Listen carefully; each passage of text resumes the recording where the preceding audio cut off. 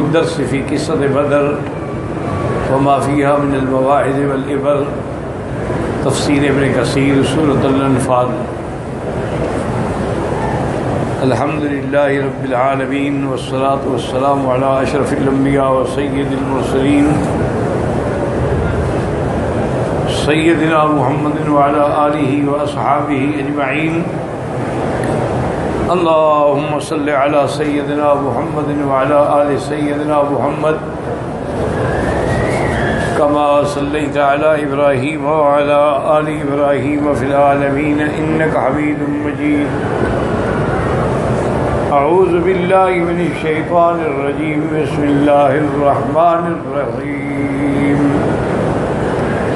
ولا تكونوا كالذين خرجوا من ديارهم بطرا ورئاء الناس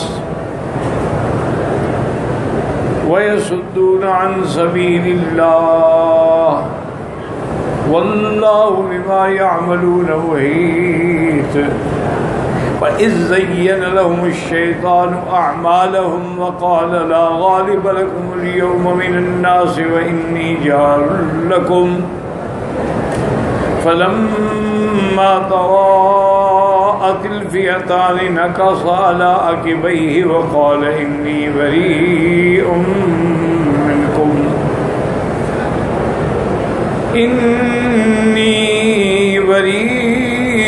منكم إني أرى ما لا ترون إني أخاف الله والله شديد العقاب۔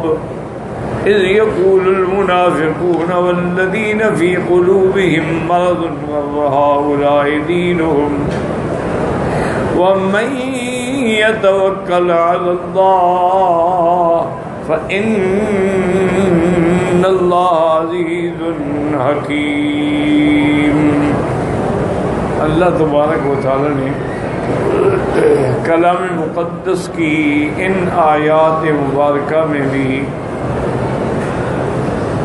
جیسے کہ اللہ نے پہلے حکم دیا تھا مومنین کو کہ اللہ کے راستے میں جہاد خالص اللہ کے لیے ہو، جم جاؤ، کسی سے نہ ڈرو سوائے اللہ کے، اور اس حالت جہاد میں بھی اللہ کا ذکر ہونا چاہیے۔ اب ان آیات میں بتلاتے ہیں کہ مومن جب نکلتا ہے تو اللہ کے لیے نکلتا ہے، اللہ کی رضا کے لیے نکلتا ہے، خالص اللہ کے ذکر، اللہ کے آگے تواضع کے لیے۔ برخلاف یہ ہے کافر اور مشرک جب نکلتے ہیں تو وہ اکڑ دکھانے کے لیے، ریا کرنے کے لیے، اور لوگوں پر اپنا رعب اور دبدبہ ڈالنے کے لیے، اور اللہ کے راستے سے روکنے کے لیے۔ اللہ تعالیٰ سب جانتے ہیں، تمہارے اعمال کے ذرے ذرے کو جاننے والے ہیں۔ یہ قصہ اس طرح ہوا کہ جب ابو سفیان تو قافلہ بچا کر لے گیا، لیکن اللہ کو یہی منظور تھا کہ حضور صلی اللہ علیہ وسلم بدر آئیں، اور ابو جہل نے بھی ابو سفیان کی بات نہ مانی، اس نے کہا ہم اب واپس نہیں آتے۔ اور ابو جہل جب آیا تھا نا تو بڑے ہم نے اپنی شان شوکت دکھانے کے لیے بڑے گانے والیاں اور جھنڈے اور پرچم اور نعرے بازی اور یہ اور سب بڑا تکبر کرتے ہوئے، البتہ اس کے دل میں ایک خیال ضرور تھا کہ بنو بکر قبیلہ جو ہے وہ مخالف ہے، یعنی قریش کا، اور اگر ہم بدر کی جنگ میں الجھ گئے اور لمبی ہو گئی تو بنو بکر کو کہیں موقع نہ مل جائے کہ وہ حملہ کر کے ہمارے خاندانوں پہ، بچوں پہ، سب پہ قبضہ کر دیں، چونکہ مکہ تو خالی ہے، ادان آدمی تو یہاں آ گیا۔ اب تو اگر وہاں ہیں تو فیملیز ہیں، عام لوگ ہیں، کاروباری لوگ ہیں، جو جنگ کرنے والے تھے، جو جوان تھے، وہ تو میرے ساتھ نکل آئے۔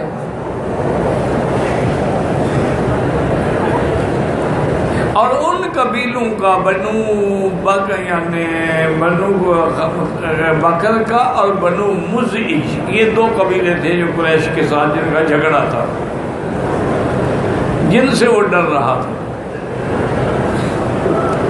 ان کا سردار جو ہے وہ سراقہ تھا۔ تو ابلیس لعین کو موقع ملا تو وہ سراقہ کی شکل میں ہی گھوڑے پہ سوار ہو کے اور اپنے چند شیاطین کو لے کے ابو جہل کے پاس رستے میں پہنچ گیا اور نے کہا کہ تمہیں اب کوئی ڈر نہیں کرنا چاہیے، انی ڈر میں جو تمہارے ساتھ ہوں۔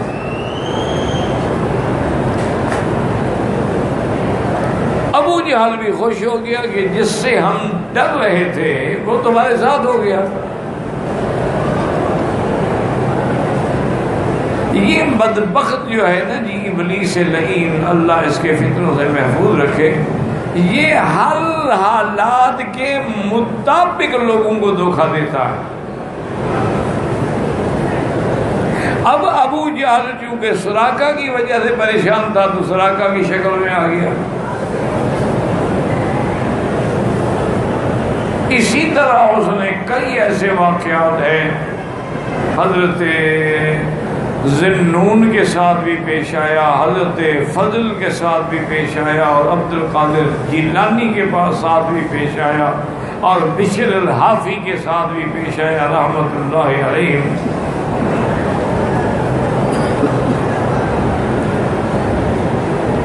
وہ عبادت میں مشغول تھے، اللہ کے ذکر میں مشغول تھے کہ یکدم درخت جو ہے اس کے پتے پتے سے روشنی آنے لگی، درخت منور ہو گیا، روشنی آ گئی۔ اب دیکھو اس نے یہ حملہ بھی کیسے کیا ہے کہ جب سب سے پہلے حضرت موسیٰ علیہ السلام جنگل کی طرف جا رہے تھے آگ لینے کے، ان کو بھی درخت سے ہی آواز آئی تھی۔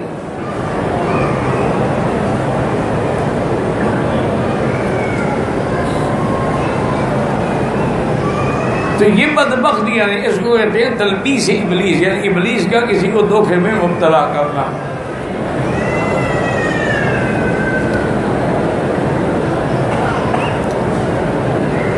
تو اب اس نے وہ شکل بناتے ہیں تو اس نے فوراً کہا کہ حضرت آپ کے لیے ہم نے آج کے بعد شریعت کی تمام تکلیف ختم کر دی ہے، اب آپ کو کسی عبادت کی، کسی امر اوامر پہ چلنے کی اور کسی میں نواہی سے بچنے کی ضرورت ہی نہیں۔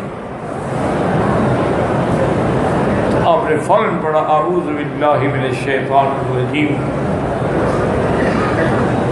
اب شیطان کا بھید کھل گیا، سامنے آ گیا اور کہنے لگا کہ حضرت اس انداز میں میں نے سینکڑوں اللہ والوں کی گردنیں توڑ ڈالی ہیں، لیکن چونکہ آپ عالم تھے علم کی وجہ سے مجھے پہچان گئے اور بچ گئے، اور میں اعوذ باللہ من الشیطان۔ بدبخت تو پھر بھی یہ دھوکہ دے رہا ہے، علم کی وجہ سے کتنے عالم گمراہ ہو گئے۔ علم نہیں بچا سکتا جب تک اللہ نہ بچائے۔ بڑے بڑے علماء، فحول العلماء دیکھیں، معتزلہ میں دیکھیں، کرامیہ میں دیکھیں، قدریہ میں دیکھیں، مشبہہ میں دیکھیں، مجسمہ میں دیکھیں، روافض میں دیکھیں، خوارج میں دیکھیں، اتنے بڑے بڑے لوگ پیدا ہوئے ہیں، چوٹی کے علماء پیدا ہوئے ہیں کہ آدمی تصور ہی نہیں کر سکتا، لیکن گمراہ ہو گئے۔ تو علم نہیں بچا سکتا جب تک کہ اللہ ہدایت کے فیصلے نہ فرمائے۔ کسی کو ناز ہو کہ میں عالم ہوں، علم نہیں بچا سکتا۔ اگر علم نے بچانا ہوتا تو ابلیس خود بڑا عالم تھا، بدبخت، لیکن ملعون ہو گیا، علم نہ بچا سکا۔ تو بچانے والی ذات اللہ کی ہے، وہ چاہیں تو ہدایت عطا فرما دے اور چاہیں تو گمراہ کر دے، اللہ کے سوا کوئی نہیں بچا سکتا۔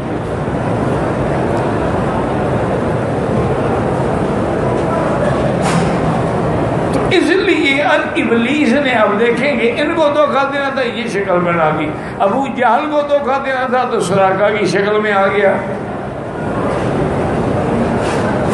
اور یہ جو اکثر مزارات پہ، بزرگوں کی مزارات پہ لوگ جا کے نوراتے بیٹھتے ہیں، چڑھاوے چڑھاتے ہیں، ان کو بھی وہی ابلیس دراصل دھوکہ دیتا ہے۔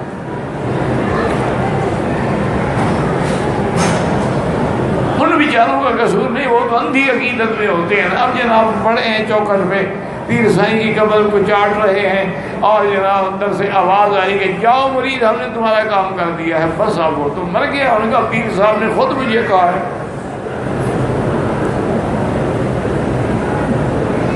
اب لاکھ مولوی اس کو تقریریں کرے، وہ کہ میں نے خود سنا بھائی، پیر صاحب نے کہا ہے۔ حالانکہ وہ پیر صاحب کی آواز نہیں ہوتی، وہ تلبیس ابلیس ہوتی ہے، کیونکہ موت کے بعد یہ آواز دینا اور احکام مرتب کرنا، اس کا مسئلہ ہی کوئی نہیں، پھر قیامت میں ہوں گے فیصلے۔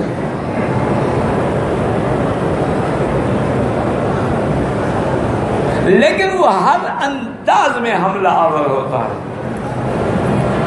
کسی آدمی کو دنیا کی حرص ہے،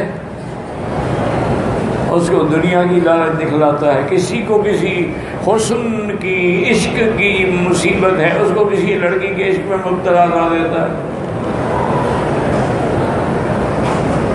اسی لیے آپ دیکھیں کہ حرام میں لذت زیادہ ہوتی ہے۔ کتنے لوگ ہیں جو اپنی گھر میں چاند سے بھی خوبصورت بیوی بیٹھی ہوئی، اس کو چھوڑ کے تو کسی طوائف کے پاس گئے ہوئے ہیں جو گندی نالی ہے اور گندی موری ہے، وہاں جائیدادیں تباہ کر دی۔ اپنی گھر والی بیچاری باعزت ہے، باعصمت ہے، خوبصورت ہے، لیکن ادھر توجہ ہی نہیں خاوند کی۔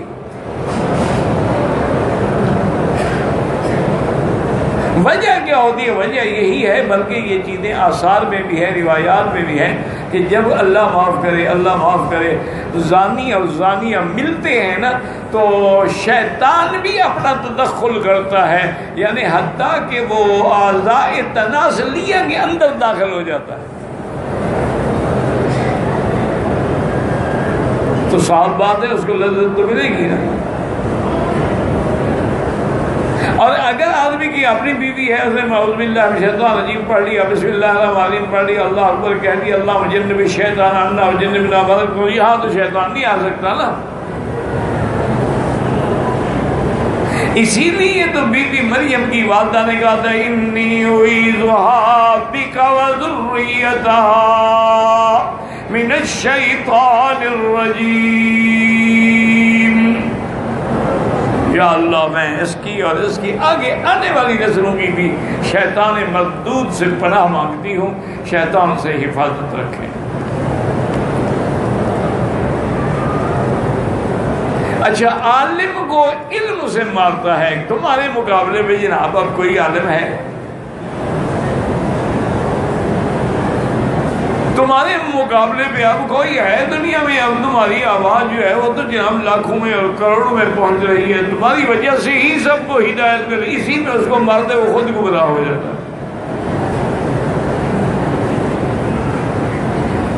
دیکھا نہیں ہے کہ بڑے بڑے علماء، بڑے بڑے اللہ والے جو ہیں وہ کبھی کبھی ایسی باتیں کہہ جاتے ہیں کہ بھٹک جاتے ہیں، وجہ کہ وہ شیطانی اثرات ہوتے ہیں۔ اس لیے آدمی کبھی شیطان کے حملے سے بے غم نہ ہو، ہر وقت اپنے آپ کو اللہ کی پناہ میں رکھے۔ اور اللہ کی پناہ کیا ہے؟ اللہ کا ذکر ہے۔ جب تم اللہ کا ذکر کرتے ہو شیطان قریب نہیں آ سکتے۔ حضور نے فرمایا جب تم غافل ہو جاتے ہو اور گناہ میں ڈالتا ہے تو دل پہ سیاہ نقطہ لگ جاتا ہے، لگتے لگتے دل سیاہ ہو جاتا ہے، لیکن جب تم اللہ کا ذکر کرتے ہو تو شیطان بھاگ جاتا ہے۔ اس سے بچنے کا علاج ہی اللہ کا ذکر ہے۔ دیکھا نہیں ہے جتنے یہ بزرگ گزرے ہیں، سب کی محنت جو تھی اسی ذکر پہ تھی، سب نے اپنے متعلقین کو، معتقدین کو اگر زور دیا، اسی بات پہ زور دیا کہ بھی اللہ کا ذکر۔ تو اب جناب وہ سراقہ کی شکل میں آیا۔ اچھا، یہ وہی سراقہ ہے جس نے سرکار دو جہاں کا ہجرت والی رات تعاقب کیا تھا، اللہ نے حضور کو محفوظ رکھا۔ سراقہ کا گھوڑا جو تھا زمین میں دھنس گیا، آخر اس نے کہا ٹھہر جاؤ جانے والوں، میں اب تمہاری کوئی مخالفت نہیں کروں گا۔ حضور ٹھہر گئے، انہوں نے کہا یا رسول اللہ میں اس قبیلے کا سردار ہوں، میں آپ کو پکڑنے کے لیے آیا تھا، لیکن میرا گھوڑا جو ہے ایسا کبھی نہیں ہوا، اس کے پاؤں زمین میں دھنس گیا، میں سمجھ گیا کہ آپ کے ساتھ اللہ کی مدد ہے اور آپ اللہ کے سچے نبی ہیں۔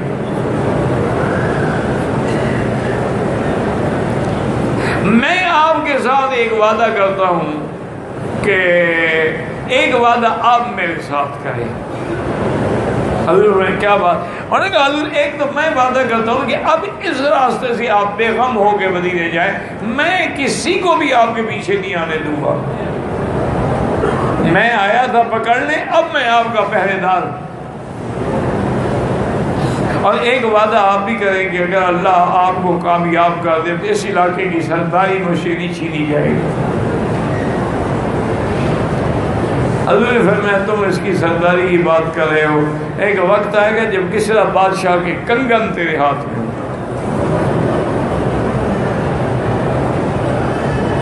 سراقہ کہتا ہے میں چپ کر گیا لیکن میں دل میں بڑا حیران تھا کہ جو خود مکے کے دشمنوں سے بچنے کے لیے ہجرت کر رہے ہیں وہ مجھے خبر دے رہے ہیں کسریٰ بادشاہ کی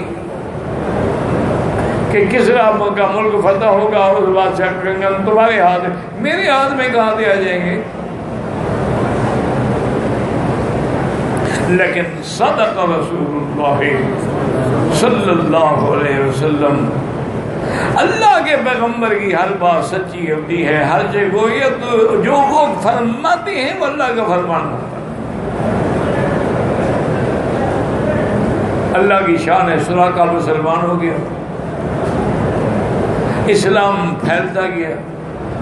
حضرت امیر المومنین عمر رضی اللہ عنہ کا زمانہ آیا جب آپ نے فارس کو فتح کیا اور آپ نے دونوں سپر پاور جو تھی نا اس زمانے میں، ایک رومن امپائر تھی اور ایک فارس امپائر تھی، دونوں کو پاؤں کے نیچے کچل ڈالا حضرت عمر۔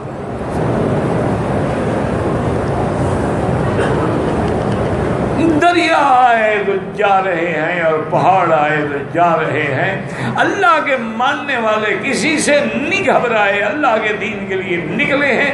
نتیجہ یہ نکلا کہ رومی طاقت بھی ختم اور فارس کی طاقت بھی ختم، اور کسریٰ بادشاہ کے مال غنیمت میں جو زیور آئے، کنگن آئے، تو حضرت عمر رو بھی پڑے اور فرمایا این سراقہ، سراقہ کہاں ہے؟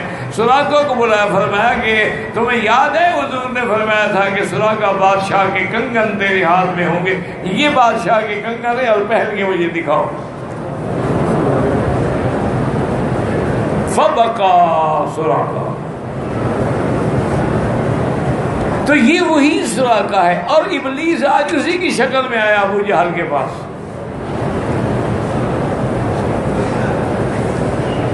اور کتنی بڑی بات کہتے ہیں انی جعل لکم، میں تمہارے ساتھ ہوں، تم کیوں گھبراتے ہو؟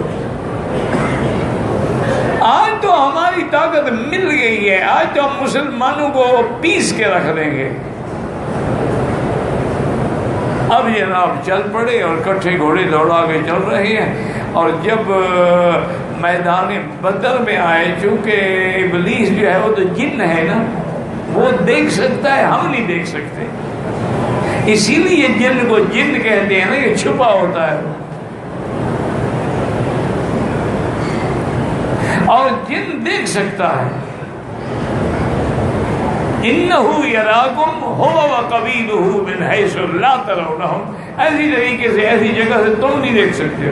اسی لیے حکم ہے کہ آدمی اگر حمام میں جائے تو کہے اللہم انی اعوذ بک من الخبث والخبائث، تاکہ وہ شیطان جو ہے، جن جو ہے حرکتیں نہ کر سکے۔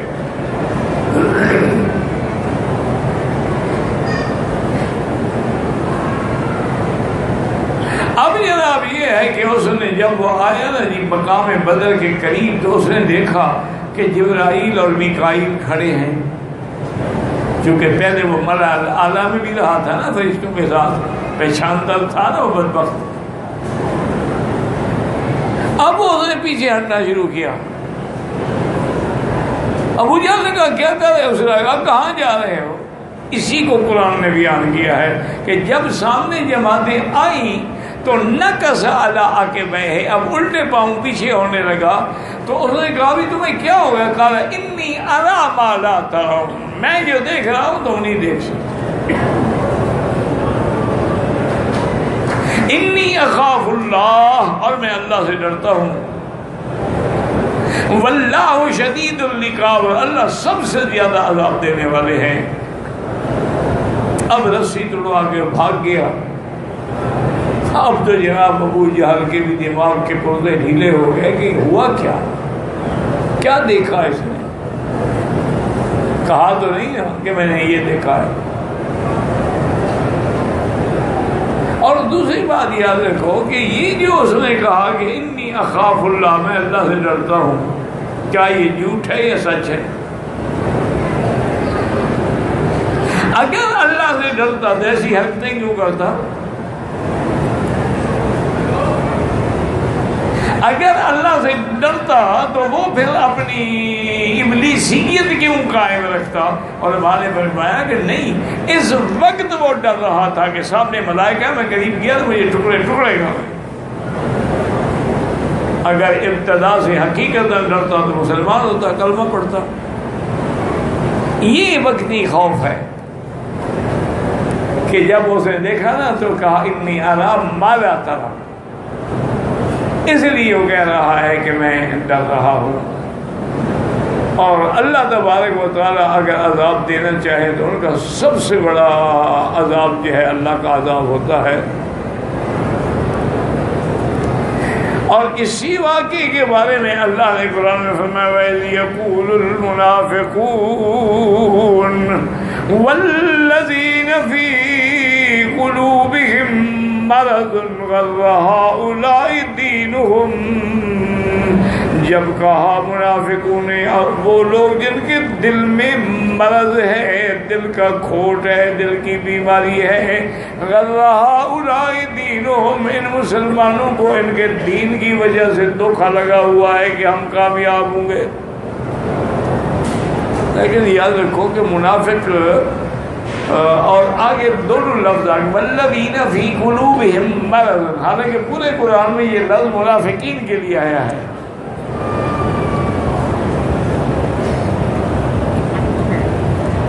قرآن پاک میں جہاں بھی آپ دیکھیں گے نا جی تو یہ یعنی فی قلوبہم مرض فزادہم اللہ مرضا، تو فی قلوبہم مرض یعنی نفاق، فزادہم اللہ مرضا، جب اس پہ آئے تو ہے اور یہ جتنے زور لگا اور ان کو اور گمراہ ہو جائیں. اسی طرح ہے کہ مومن جو ہے نا جب وہ آیات قرآنی پڑھتے ہیں تو آیات متشابہات جو ہے نا ان کو بھی محکمات کے تابع رکھ کے فیصلہ کرتے ہیں. اور وہاں ہے کہ الذین فی قلوبہم زیغ فیتبعون ما تشابہ من ابتغاء الفتنہ. اس لیے یہاں دونوں لفظ ہیں اذ یقول المنافقون والذین فی قلوبہم مرض، جب منافق کہنے لگے اور وہ کہنے لگے جن کے دلوں کے اندر کھوٹ ہے، بیماری ہے. علماء نے فرمایا کہ منافقون سے مراد تو یہ ہے کہ کھلے منافق، اور والذین فی قلوبہم مرض یہ وہ منافق ہیں جن کے دلوں کے اندر نفاق ہے لیکن ظاہر نہیں کیا. سب مل کے یہ کہیں گے اولئک دینہم، یہ جو 1000 کے مقابلے پہ جا رہے ہیں ان کے پاس ہتھیار ہیں، گھوڑے ہیں، اونٹ ہیں، دولت ہے، طاقت ہے. ان کے پاس تو 2 گھوڑے ہیں صرف، اور نہ ہتھیار ہے، نہ تلواریں ہیں، نہ سلاح ہے. یہ بس اسی دین کے دھوکے میں ہے کہ ہمارا دین غالب ہے، ہم بھی غالب آ جائیں گے. اللہ نے فرمایا ظالمو تمہیں پتہ نہیں کہ وَمَن يَتَوَكَّلْ عَلَى اللَّهِ، جو بھی اللہ پہ توکل کرتے ہیں، اللہ کا سہارا لیتے ہیں، إِنَّ ان اللہ عزیز حکیم، اللہ تعالیٰ غالب بھی ہیں، حکمت والے بھی ہیں، واللہ اعلم۔